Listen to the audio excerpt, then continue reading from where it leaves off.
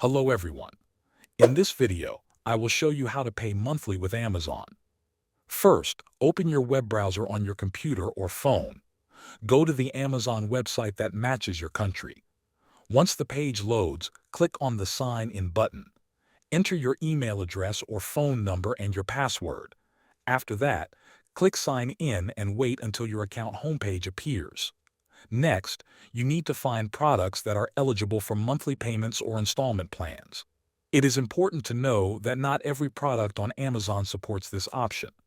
Usually, electronics, higher-priced items, or items sold directly by Amazon are more likely to qualify. You can search for a product using the search bar at the top.